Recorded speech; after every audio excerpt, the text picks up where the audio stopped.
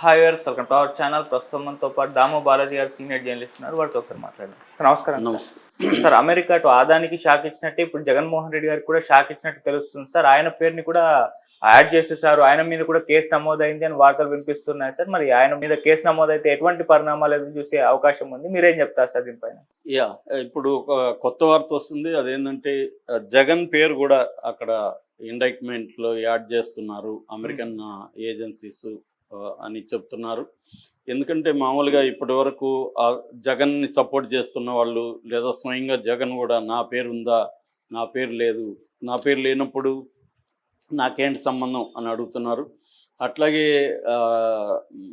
Advocates చాలామంది కూడా national level advocates కూడా అసలు ఎవరికి బ్రైబ్ ఇచ్చారనేది దాంట్లో లేనప్పుడు బ్రైబ్ అనేది ఎట్లా నిరూపిస్తారు, పేర్లు లేకుండా ఛార్జ్ షీట్లో ఇలా పెట్టడం అనేది నేను ఎప్పుడు చూడలేదని కూడా చాలామంది అడ్వకేట్స్ మాట్లాడుతున్నారు.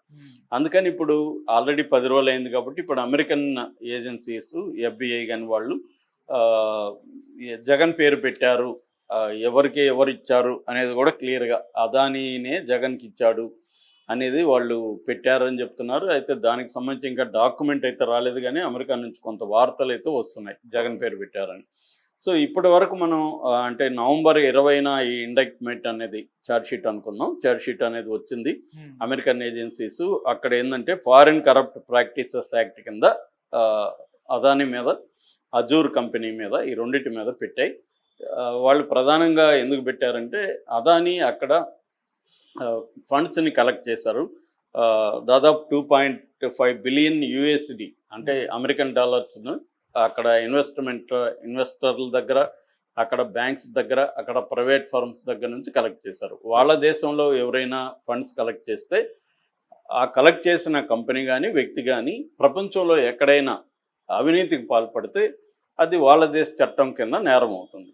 కాబట్టి అదానీ అండ్ అజూర్ కంపెనీ అయితే అక్కడ స్టాక్ ఎక్స్చేంజ్లో కూడా రిజిస్టర్ అయిన company Azure Global Power Limited, Adani Greens Private Limited, Green Energy Private Limited. So ఈ రెండు కంపెనీలు అక్కడ ఈ మాల్ ప్రాక్టీస్ అంటే అక్కడ ఫండ్స్ కలెక్ట్ చేసి ఆంధ్రప్రదేశ్లో కావచ్చు, తమిళనాడులో కావచ్చు, ఛత్తీస్గఢ్, ఒరిస్సా, జమ్మూ కాశ్మీర్లో వీళ్ళు బ్రైబ్స్ చేశారు అనేది ప్రధాన ఆరోపణ.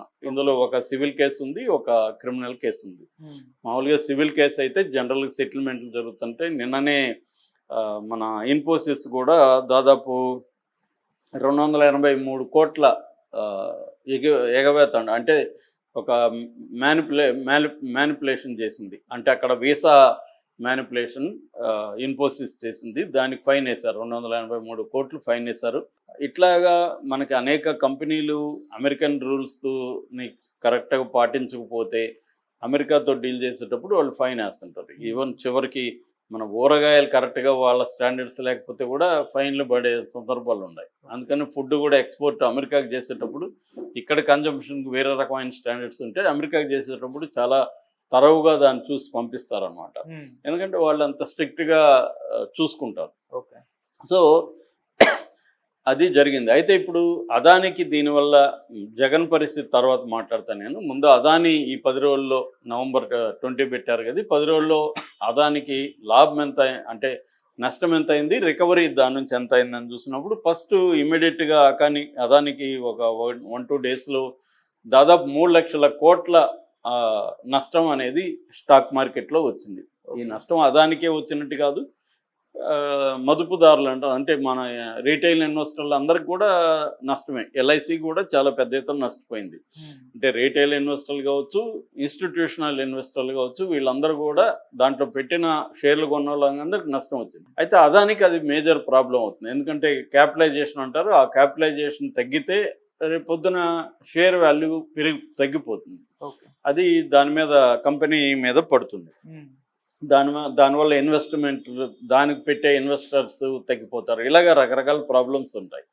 సో దాంతో ఇమ్మీడియట్గా అదానీ వాళ్ళు కూడా రియాక్ట్ అయ్యి సిబికి ఒక ఇది సబ్మిట్ చేశారు. అదేంటంటే మాకు అప్పులు ఉన్నప్పటికీ కూడా 53,000 కోట్లు క్యాష్ ఉంది, క్యాష్ రిజర్వ్స్ ఉన్నాయి, అట్లాగే లిక్విడిటీ కూడా బాగుంది, అంటే మేము క్యాష్గా మార్చుకునే పరిస్థితి కూడా ఉంది. కాబట్టి మా కంపెనీలకు సంబంధించి ఎటువంటి ఇబ్బంది లేదు అనేది సబ్మిట్ చేశారు. దానివల్ల కొంత నమ్మకం అనేది ఇక్కడ ఏర్పడింది. అట్లాగే టాంజానియా పోర్టుకి సంబంధించి టాంజానియా గవర్నమెంట్ మేము మా ఒప్పందం కంటిన్యూ అవుతుంది, మాకేమీ దాని ఎఫెక్ట్ అమెరికా ఆరోపించినంత మాత్రాన మాకు అదాని మీద ఏమీ లేదు, మాకు నమ్మకం ఉందని ప్రకటించింది. అట్లాగే అబుదాబిలో ఇంటర్నేషనల్ ఇన్వెస్టర్ కంపెనీ మేము అదాని కంపెనీలో పెట్టుబడులు పెట్టడానికి రెడీగా ఉన్నాం, మాకేమి ఇబ్బంది లేదని ప్రకటించారు.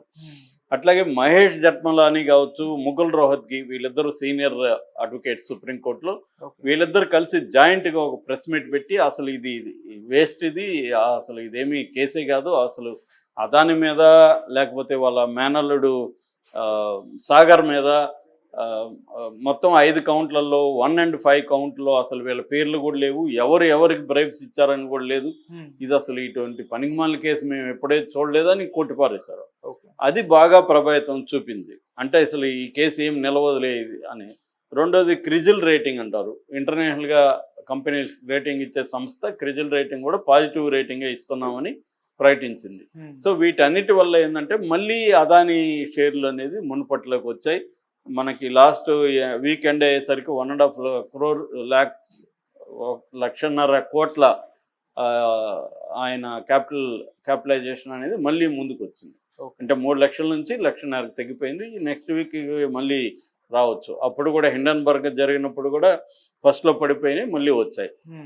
అంటే ఒక పక్క బీజేపీ ప్రచారం చేస్తుంది పెద్ద ఎత్తున, అట్లాగే పార్లమెంట్లో కూడా బీజేపీ అసలు మాకు దానికి సంబంధం లేదు, ఒక ప్రైవేటు వ్యక్తి మీద ఒక అమెరికన్ ఇది పెట్టింది, దానికి మాకేం సంబంధం, అదాని అప్పగించమని ఏమన్నా వాళ్ళు అడిగితే అప్పుడు మేము రూల్స్ బట్టి కేసును స్టడీ చేసి అప్పగించాలి లేదన్నది ఆలోచిస్తాం.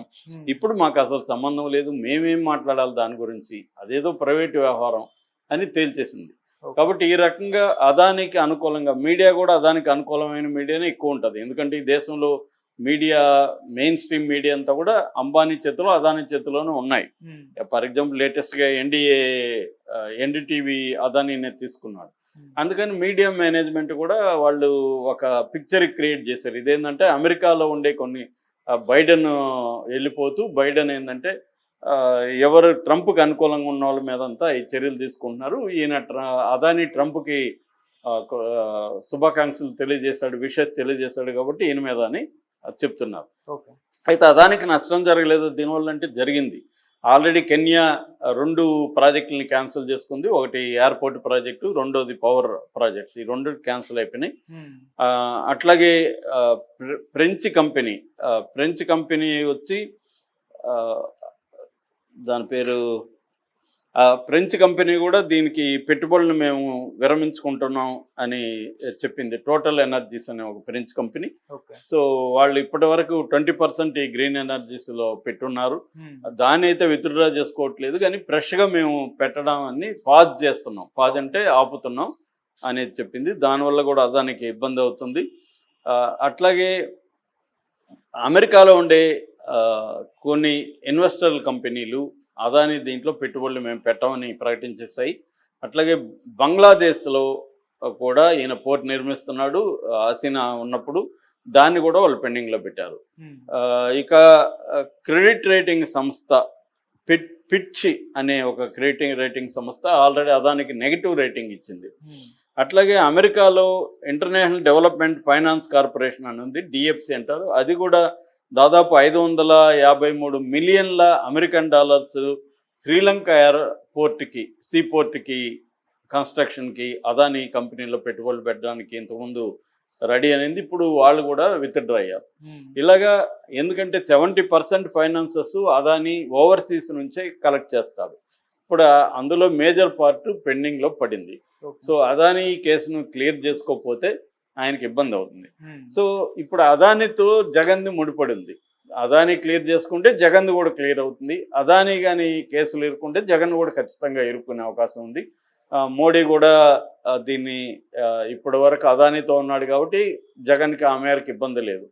కానీ రేపొద్దున అమెరికా అదాని మీద గట్టిగా పట్టు బిగించి జగన్ పేరు పెట్టి దానికి ప్రూఫ్ అంతా పెట్టగలిగింది అనుకో, అప్పుడు మోడీ కూడా ఖచ్చితంగా, ఎందుకంటే ఇది మోడీ చేతులకు వెళ్లకుండా సుప్రీంకోర్టుకు కూడా ఆల్రెడీ పిటిషన్ పడింది, రేపు సుప్రీంకోర్టు ఆదేశించింది అనుకో సిబిఐ ఎంక్వైరీ, అప్పుడు జగన్ మీద కూడా జగన్ని కూడా అరెస్ట్ చేసే అవకాశాలు జగన్ మీద కూడా కేసు పెట్టే అవకాశాలు ఉన్నాయి. ఆల్రెడీ ఇక్కడ చంద్రబాబు ప్రభుత్వం ఉంది కాబట్టి జగన్ మీదకి వెళ్ళే అవకాశం మనకి క్లియర్గా కనిపిస్తుంది. Okay sir, thank you so much.